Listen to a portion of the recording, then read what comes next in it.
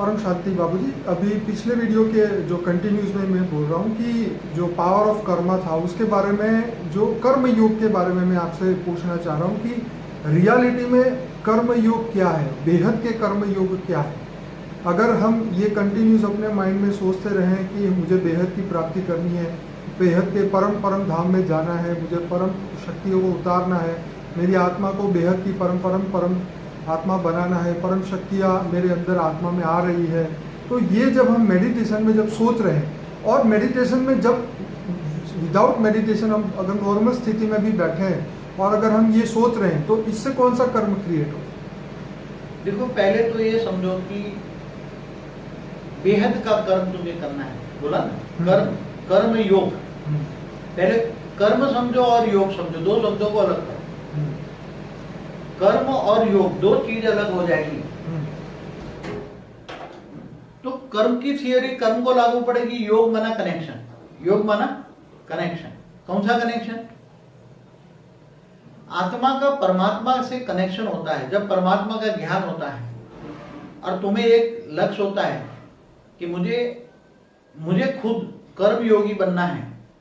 तो परमात्मा की याद में रहकर तुम पहले तो आत्म स्वरूप में रहकर परमात्मा को याद करोगे, तो तुम हर कोई कर्म में परमात्मा की याद में रहोगे और कर्म करोगे। कोई भी कर्म करते हो मगर परमात्मा की याद में रहकर कर्म करोगे तो तुम कर्म योगी हो। तो तुम्हें निष्काम कर्म मिलेगा। क्या मिलेगा? फल क्या मिलेगा?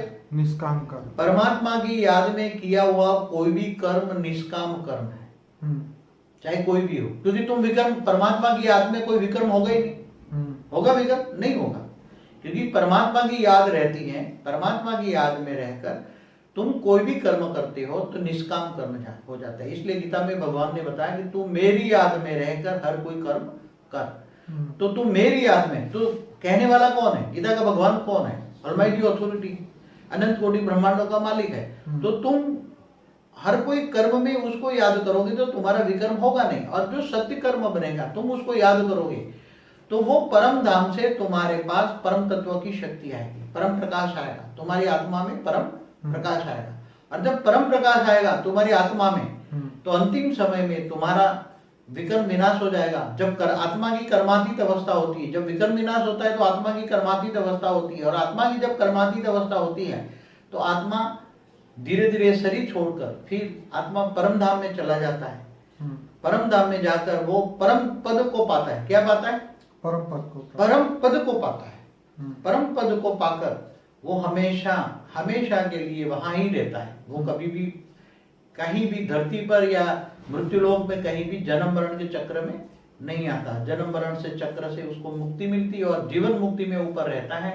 वो परमात्मा के साथ रहता है। कहाँ रहेगा? तो वो परमात्मा के साथ रहना ही परम पद है, क्योंकि वो आत्मा से परमात्मा बन गया। तो आत्मा परमात्मा के साथ रहेगा, परम धाम में रहेगा। जहाँ परमात्मा कहाँ रहता है? परम धाम में। तो वो परम धाम में चला जाएगा। तो परम धाम में चला गया तो परम धाम में पहुंच गया। इसलिए कर्म योगी से निष्काम कर्म बनता है। कर्म योगी बनना बहुत बड़ी प्राप्ति करता है। और जो परमात्मा की याद के बिना कर्म योगी नहीं है, वो अपनी याद में, अपनी खुद की याद में जो कर्म करते हैं तो उसके विकर्म भी बनते हैं, सत्कर्म भी बनते हैं। और जब विकर्म बनता है तो उसका ऑरा में नेगेटिविटी आती है। वायुमंडल में जो कॉस्मिक पावर है वो नेगेटिविटी आती है, उसका ऑरा को इफेक्ट करता है। ऑरा के कारण सूक्ष्म शरीर डिस्चार्ज हो जाता है, आत्मा की दृष्टि और वृत्ति गंदी हो जाती है और धीरे धीरे आसुरी वृत्ति हो जाता है। और आसुरी वृत्ति वाला जब आत्मा शरीर छोड़ता है, अंतमति सो गति, आत्मा जब शरीर छोड़ता है तब मति माना बुद्धि, शरीर छोड़ते वक्त अंतमति सो गति, गति आत्मा की गति कहाँ होती है? सदगति या दुर्गति होती है। तो आसुरी वृत्ति वाला दुर्गति को पाता है और जो सदगति वाला वो स्वर्ग में जाता है। अच्छी आत्मा जहाँ रहती है सूक्ष्म में, वहां चला जाता है।